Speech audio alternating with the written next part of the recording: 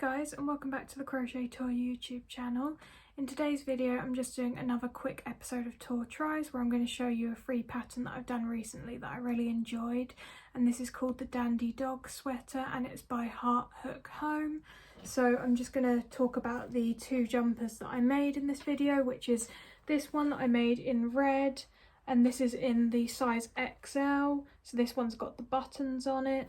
And then I also made this one here which is in medium, and I did this one in a green colour, and this one has the two little holes instead for the front legs. So yeah, so I'll get into more about the pattern now. So the pattern is available on the Heart Hook Home website, and it's also available on YouTube as well, as she has got a YouTube channel which has about 150,000 subscribers, so quite a big channel, and there is an accompanying tutorial for this pattern as well. So if you can't read patterns, you'll be able to use the YouTube tutorial instead to be able to make this. And the pattern itself was published a few years ago, so in 2020. And in terms of the difficulty level, I would put this at a beginner level because although some of the stitches are probably slightly more advanced than your standard single crochets and stuff, which we'll get into later, because there's a YouTube video that accompanies this, I think it is more accessible for beginner levels because you can watch how she does all the stitches and then just copy it. But yeah, I wouldn't say this is necessarily for complete beginners, but probably to a beginner to intermediate level would be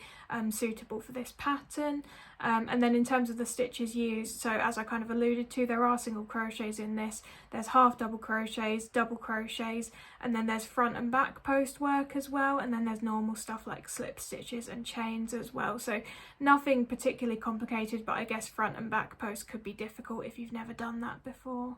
So in terms of the crochet designer herself, her name is Ashley. I had a little read of her about section on her website, so it seems like she's American, and she's on a lot of social media, so I think she's got Instagram as well, and like I said before, she's got a big YouTube channel too where she posts tutorials.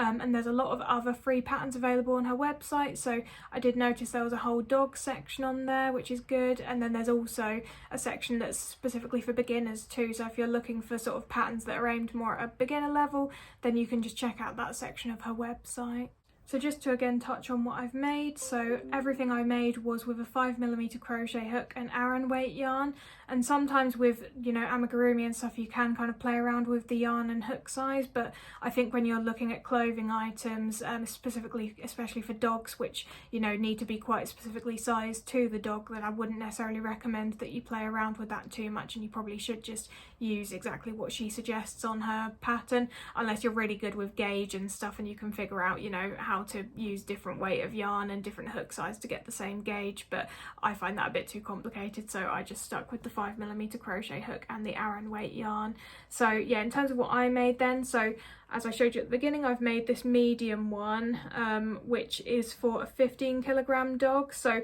you just need to take measurements of their chest and neck, but hopefully that kind of gives you an idea as to how big my dog is, and I'll try and get a picture as well so that I can show you what he looks like wearing this, but that was for my dog. And then for the family dog, I made this XL one, as I mentioned, so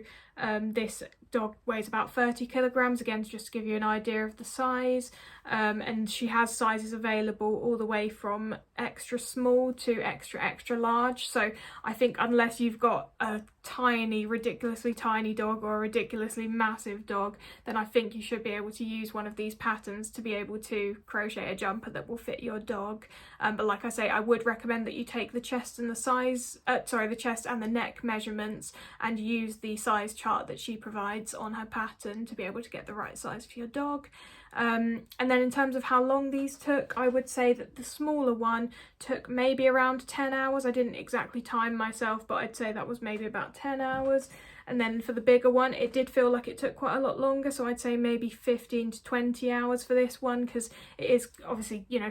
my medium-sized dog is 15kg and the extra large one is 30, so that's double the size, so I guess it's not surprising that this one felt like it took maybe double the time, or maybe not quite double, but at least 1.5 times the amount of time I would say that the medium one took. So just want to wrap up then with the things that I liked about the pattern. So the main things that I like is, and I normally say this about all patterns to be honest, but I like how customizable it is. So you could have done any sort of pattern that you wanted on the main body of this. You could have made it stripes, you could have used some sort of fun multicoloured yarn if you wanted to. Obviously I've gone with, I wanted to make them a bit matching and I wanted them to be a bit Christmassy themed, so that's what I did with the colour scheme, but they don't have to be Christmassy at all. Like, you could make them any sort of colour scheme that you want for any sort of occasion, and that would absolutely work for the pattern. The second thing that I really liked was that the sizing is very accurate, so I found that once I took those measurements of the two dogs, I was able to select the right size and it definitely did fit them perfectly, so I didn't find that it was too big or too small. In either case, it was just perfectly sized, so I do appreciate that, and I appreciate the fact that she has 6 sizes available, which means that, again, you're quite likely, unless you've got a really strangely sized dog, to be able to find something that will fit your dog, which is good. The other thing I like is that the dogs do seem to find it comfy, so, you know, when they're wearing it, they're not like scratching or trying to get it off or anything like that. They seem to enjoy wearing it, so that's good as well, because obviously you don't want your dog to be uncomfortable, but it seems like they are comfortable in these jumpers, which is good. The other thing that I appreciate about this is that the larger size, so from the large to the XXL, they have these buttons at the bottom instead of you having to put the dog's legs through the holes like on the medium one, which is really good because it can be very awkward with larger dogs to try and, you know, fit their arms through holes and stuff in dog clothes. So I think that it was good that she added the buttons into this one, although it does add a bit more time and a bit more, you know, expense having to get the buttons and stuff. It is worth it for the practicality of it, I would say, compared to trying to fit, yeah, big dog's legs into those small holes. So I think that was good. And then the final thing that's obviously good about this is that she has a YouTube tutorial for everything as well, so if you do struggle to read patterns, you can watch that. And, like, I'll be honest, I didn't watch the video because I didn't really need to, because it was so well written that I didn't struggle with any aspects of the pattern. But if you did, I'm sure that'll be a good video. I mean, she's got 150,000 subscribers, so I'm sure she must have that many subscribers for a reason. I'm sure the video is really good as well. So yeah, that basically sums everything up. I really enjoyed the pattern. I didn't have any downsides to it, nothing wrong with it at all, nothing that I needed to change. I was able to just follow the pattern and it came out exactly like I wanted. So, and I really like how it looks, and my dog seemed to like it as well. So yeah, if you're looking to crochet a dog jumper, I guess this is a good time of year for it. I'm going to be posting this video, I think, on Christmas Eve, so I know you're probably a bit too late to make this for a Christmas present for your dog, but, you know, if in January and February when it's still cold, this might be a good little project to make so that they can, you know, be a bit warmer in the winter. And yeah, I hope you guys have enjoyed this video, and I hope you have a good Christmas as well, because like I said, I'm probably going to be posting this on Christmas Eve. And yeah, I'll see you in the next video. Bye guys.